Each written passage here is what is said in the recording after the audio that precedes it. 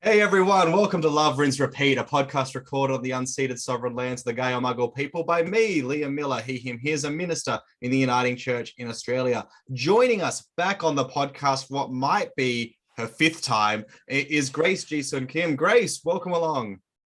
Oh, thank you so much for having me. It's always a pleasure to be on your podcast. You do so many. I don't know how you keep up. You and Trip Fuller make it look so easy. I decided to do one and then it's so hard. I can barely put one up a month.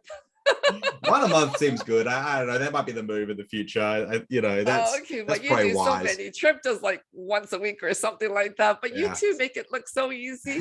I thought it was like a piece of cake, but it's The so thing is, hard though, to Grace, do it. we're not publishing 2 books a year, so like it's it's a bit easier to keep the podcast churning out if you're not also handling all of that. And speaking of books, we're talking today about your recently Yes. released Invisible: Theology of the Invisible. Experience of Asian American Women. We both got our copies We held both up for have. those watching. This book, it's Yeah. out with Fortress Press now, and you can pick Yes. it up wherever you get books. So please, folks, do that while you're listening. So, Grace, I guess talk to us about this book. Like in a lot of ways, it feels, I don't know your relationship to it, but it feels like almost like a culmination of a lot of what has been, in a lot of your other works and building, and then kind of really takes the foreground here. So I don't know if you have a kind of a relationship to it, if this is a book that's been brewing for a while, or whether, it has a different kind of relationship. So talk to us a bit about what you're hoping to achieve with this book, and I guess how you found the reception so far. Oh yeah. So it's a book. All my books kind of brew in my in my body for a while, in my brain, and I've always kind of wanted to share my story.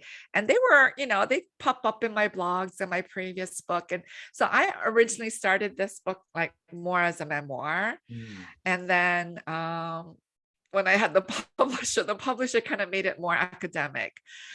So, my stories are weaved in with the historical information of the Asian immigrants coming into the United States and into Canada. And then, some of the laws that were put in place. So there's a lot of history in the book, as well as a lot of theology. So it's not quite the book I imagined it to be, but that's with almost all my books. I think of one thing and then the end product is something else. But I'm really happy with the book. I write in the introduction that, I was near the end of the book and my laptop crashed. You always think, and, students tell you their laptop crashed and you think it's never going to happen to you. And it was a new laptop. It was only like a year and a half old, my Mac. And I just never imagined it. And I'm one of those busy people that could care less about storing things on a hard drive. And so I lost most of this book, and it was very devastating. I cried for months because I sent it to so many tech companies so that they can retrieve the data. Nobody could. So the last option was then to send it to Apple, and then they just redid the internal, which means there's no way to get the old data. So I lost everything. And, it was a really tough lesson to learn. Now I have 3 external hard drives and I email documents to myself all day long. If I'm working on something, I change a period. Okay, I gotta email myself. So it was a devastating event for me. So rewriting, and then, as with every book, you submit it and then it takes them a while to do the copy editing.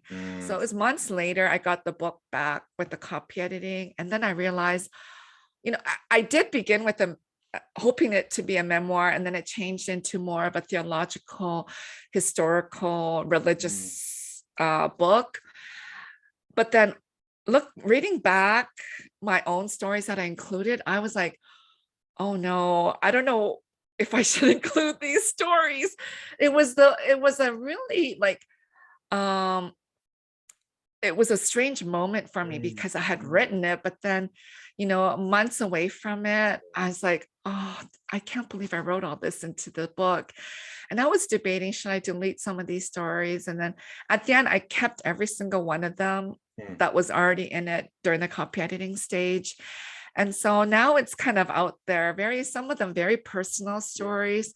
Some of them, I don't know if I still should have shared it, but, I share the ordination story, but I've talked about it a lot. So I thought, okay, it's okay now.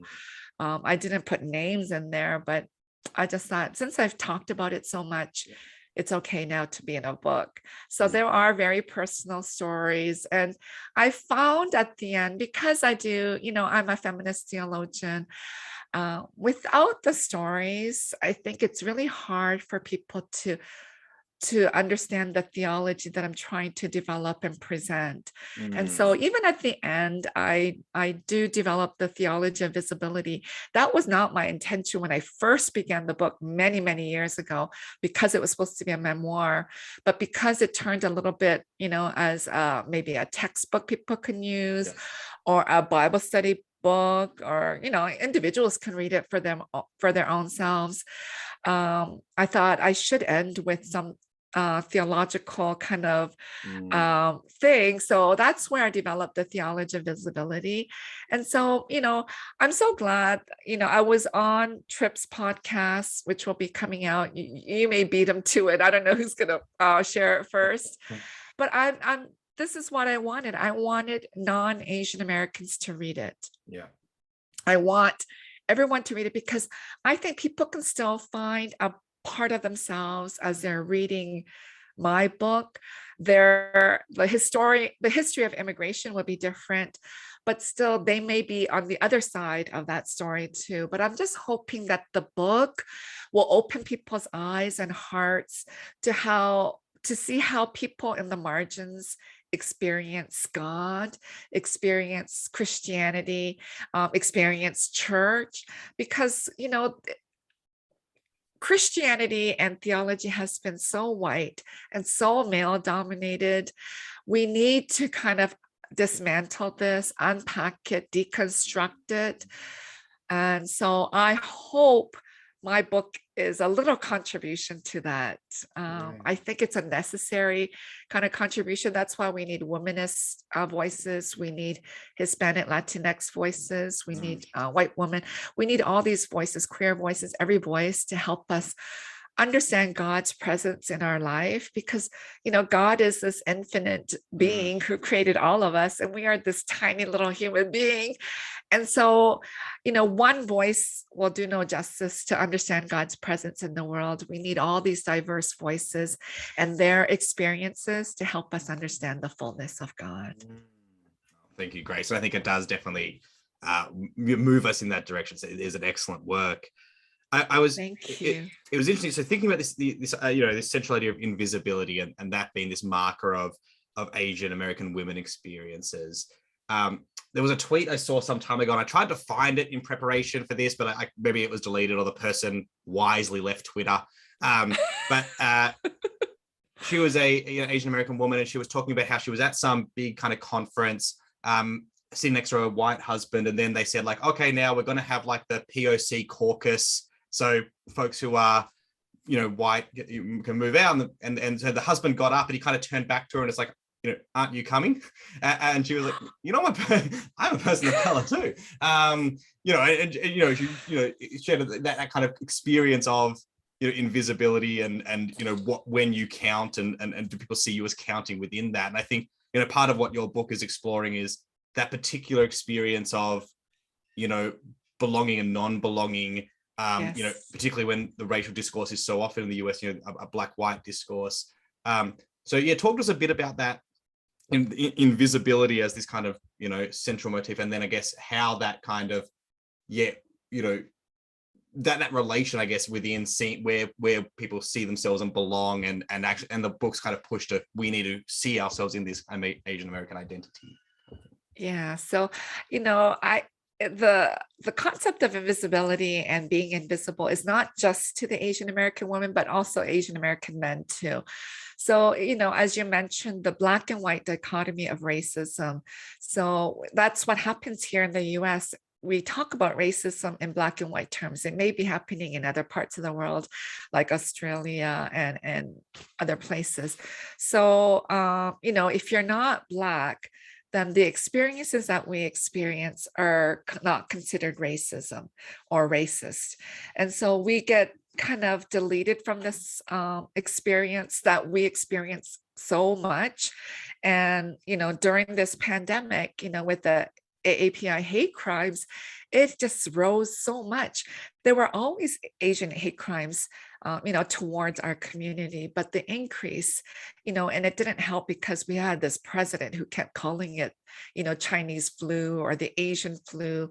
And so in an indirect way, he was saying, go attack these people that brought this to our country. So, these hate crimes and this racism is just part of our whole immigrant history. So when you keep telling us that it is not racism, that we become invisible in the society.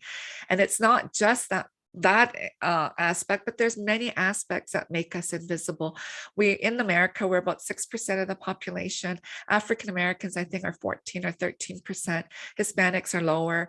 But, we are still 6%, and our issues are not at the forefront. People don't, I think just recently a school in New Jersey said that they will include Asian American history in the curriculum in the public school. We don't hear or we don't learn about Asian American history. And we have such a long history here in the US and in Canada, but it's not shared. So in so many layers, we're made invisible. And then, in the 1960s, sociologists said that, Asian Americans are the model minority. And that was a horrible myth to put upon us. It was used to pit us against other people of color, like Native Americans, African Americans, and the Latinx community, saying, if you work just as hard, you will do just as well as the Asian Americans. You can get into top schools, live really well, and have a great job.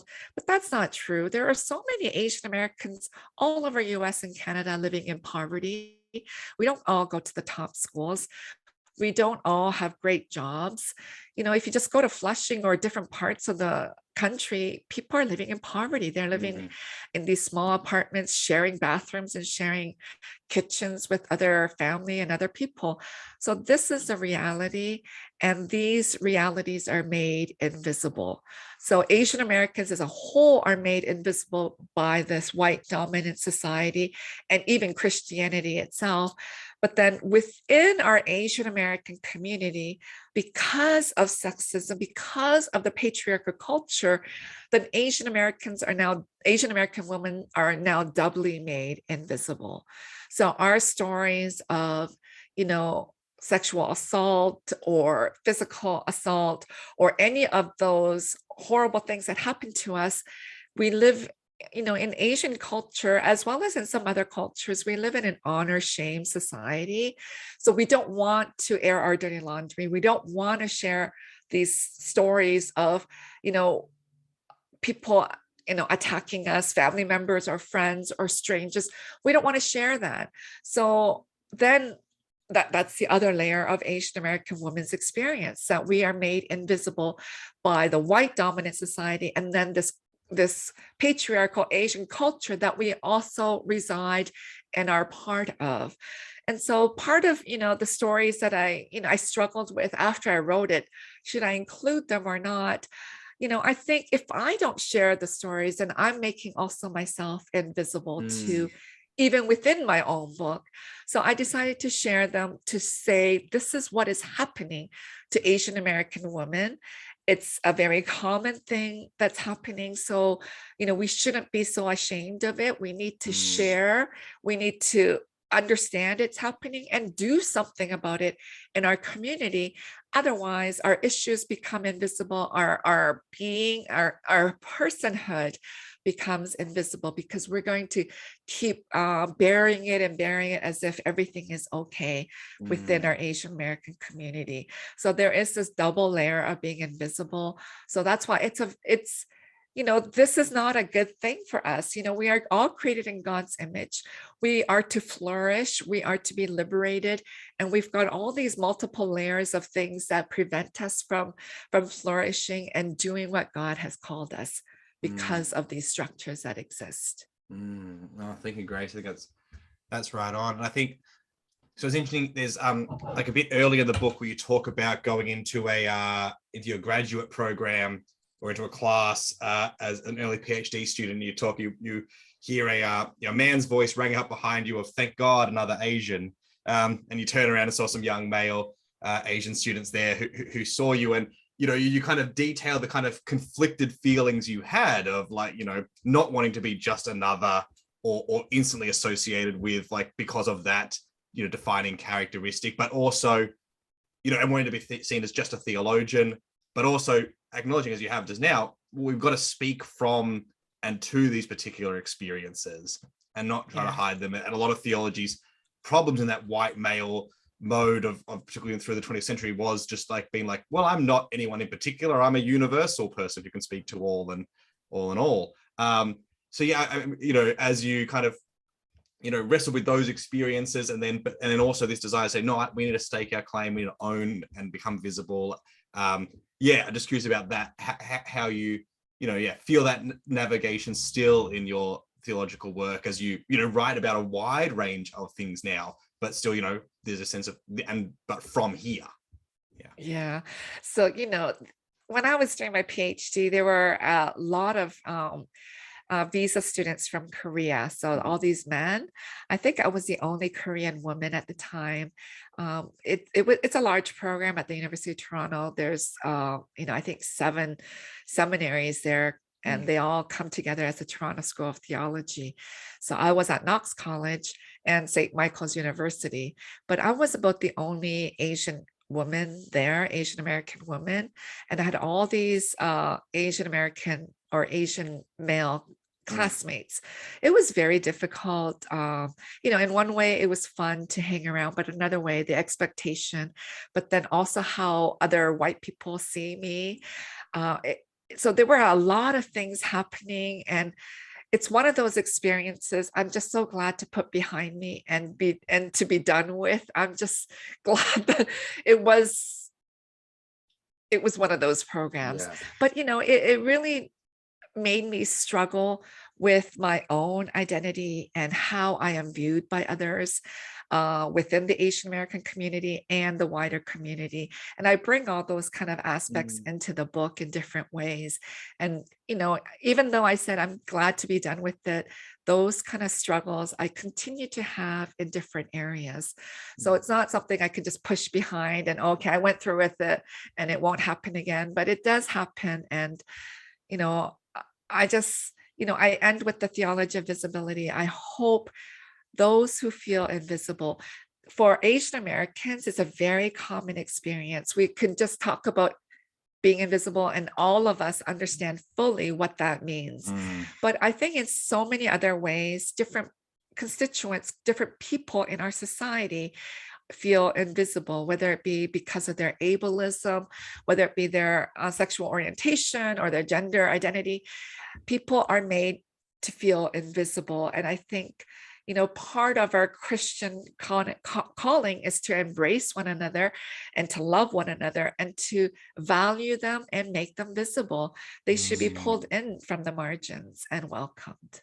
Yeah, you're right at one point about how that invisibility obscures our understanding of the self, our desire, our perceptions. There is this kind of this self-damage or this self obfuscation that happens through that process, and so there is this kind of affirmative, healthy move in that claiming of visibility.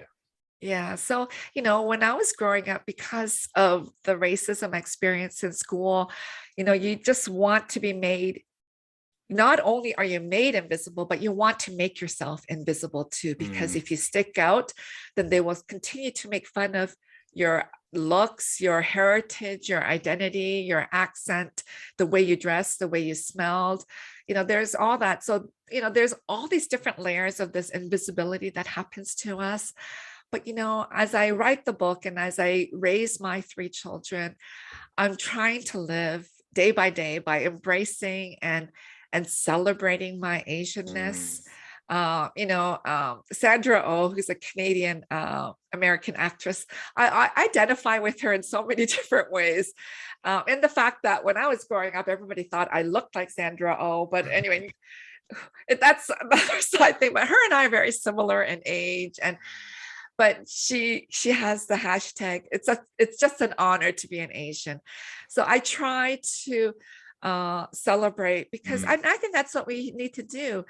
Whatever your identity is. The other book that I wrote, co-wrote with Susan Shaw, Intersectional Theology, that really looks at our multiple layers of identity and the intersectionality and how these forms of oppression are intersectional.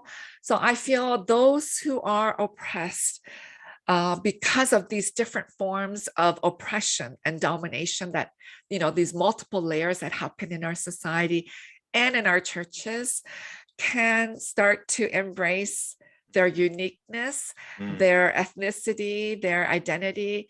Because I think if we can do that, then we will be happier and be grateful and thankful for being created the way we have been created. Yeah.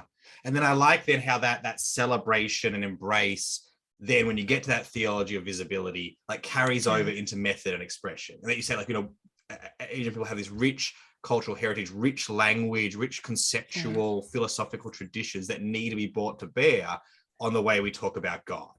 And you've done this in other works. You've talked about the Holy Spirit and Chi, and you kind of bring up, you kind of use four in this book of Chi and I want to get some Han, Uri and Zhong. That you bring these out as, these are gifts to kind of our speech about God that we need, as part of being visible, is bringing all of that along. So talk to us a bit about that side of, you don't have to go into the whole thing with all four, but like a bit of how that shapes that theology of visibility and is, I guess, this outworking of that celebration and affirmation. Yeah. So, for a long time, I was so embarrassed about my heritage, my language, everything. I remember when I was growing up, my friends would do, my Korean immigrant friends would do a lot of things to make themselves look less Korean. Either put, and it was very common practice, because I read it in other people's books now too. With the eyelids, my friends used to put tape over their eyes to make their eyelids fold, dye their hair, do various things to make them look less Asian. And nowadays people do plastic surgery to make themselves look less Asian too, and that happens in Korea. Korea is probably one of the number one facial plastic surgery in the world, not the body, but the face. So we do things because of this westernization of beauty. You have to look kind of Western to be considered beautiful. If you're not, then, you look kind of weird or too, there's other names I don't want to use. So, but, as I come to accept how God has created me, and embracing my differences, it's become a joy. And I want to pass that on to my children, because I know they've experienced racism as they went to school, as they went to public school. So and this is for all, that we need to celebrate this theology of visibility. So I use a lot of my Asian heritage, Asian language, as you mentioned, in my books. And I do that again here in the book Invisible. And as you mentioned, I go over the four that help us to move towards a theology of visibility. So one is Han. Han is a Korean term for unjust suffering. So there are systems that are set up to cause us to have pain and deep, pain deep in our hearts. And so you can experience it individually or as a collective people. And so Asian American women collectively, because we are made invisible in so many different layers, we carry this Han. So recognizing that we have this Han. And then Chi the term for spirit, and I've written about that in my previous books too. But I think it's very important to bring it here too, because Qi is really helping us to become visible, that, the spirit that resides within us. Qi always reminds us of this embodied understanding of the spirit. In Korea, it's very common way to say Qi, how is your Qi or your Ki? In Korea, we pronounce it Ki. How is your Ki today? And if it's really low, we want to lift your spirits up together. We are concerned about one another's Qi. So, understanding that we can be down, we can be but we can be lifted up, and it's the Spirit of God that renews us and rejuvenates us and gives us new life. And you see that very scripturally. So the Han that we may be experiencing, the Qi lifts us up and tries to make us visible. Chong is another Korean term, and other theologians have brought that in. In the English language, we have different words for spirit, for love, like eros. And so I think the more words that we have and the more vocabulary, the better off we are to understand the multiple dimension of love that we experience. So Chong is the sticky love. If you put your finger in a jar of honey, it's so sticky, it's hard to release your fingers. And that's the kind of love that we experience between us. Koreans experience it. So even though you may argue with your family member, Chong will bring us together. So, even in the brokenness of our community, because of racism that we experience, this whole long history of racism here in North America, Chong will still bring us together and keep us together. So Chong is this kind of a different word for love that helps us to understand. And this Chong between God and us, nothing can separate us from the love of God. It's very scriptural. So, New Testament, we've translated as love, but I think there are other words, and I know different communities and different languages around the world have different forms and words for love. So I encourage people to bring them into this theological discourse, because it only widens and deepens our understanding of who God is. And then Uri, the fourth concept is a Korean term for hour. And it's, I grew up in North America. I was born in Korea, but grew up in Canada. And now I teach in the US. But this Western concept of individualism overrides community in so many cases, in schools and churches, everywhere else. And that's not so much like that in the Asian countries. It is very communal. The community is important, more important than the individual. That's why this honor shame works very well in that kind of society, where you don't bring shame into the family, because you're not an individual, you are this part of this community. So Uri, and it's interesting, in the Korean language, we rarely say I. It's just not used. Sometimes in the sentence, it may be inferred, people will understand, but you don't really use the word I. So even the grammar itself indicates how, the individual is not that important. And, and so we use Uri a lot instead of I. And an example I give in the book is, Liam, you're married to one woman, but when you talk about your spouse, your wife, you don't say my spouse. In the Korean language, that would be incorrect. You would say our wife and our spouse, because that's how it's correct in that Korean language. Most things are our. So you may be a single parent, you don't say my child, you say our child, our parents, our church. You don't say my church or my school, you say our school and our church. So this communal understanding is so helpful when we're talking about visibility. A theology of visibility, we are part of this body of Christ. We are part of this faith community. It doesn't matter how you look or what your heritage is or what your orientation is. We are all part of this body of Christ. We are part of the kingdom of God. So recognizing that should be able to give visibility to all those who feel so marginalized, feel so invisible in our society and in our churches. Well, Grace, thank you so much. And I think that's a great spot to to close the conversation. I mean, but folks really do pick up the book, because there's so much we haven't touched on. As you said, like it's got a lot of those personal stories, but interwoven are these kind of, structural, specific historical cases of racism and invisibility and sexism, both, on the continent and over in Korea and in elsewhere. So, and then, we've only even touched the start of this theology of visibility, because, you've got great sections on intersexuality and on Jesus in the kingdom and Jesus making visible. So, but yeah, it's a really excellent work, and I do commend it. And as you said, it can be individually read, but it will also make an excellent kind of book study or devotional guide for a small group. So yeah, I hope, and I hope people around the world, like in Australia, will read it too, because I think Asian Australians, they have similar experiences. Their laws may have been different, and it also, in different parts, because Asians have migrated into different parts of the world, but our experiences are very similar. So I hope that people around the world will read it.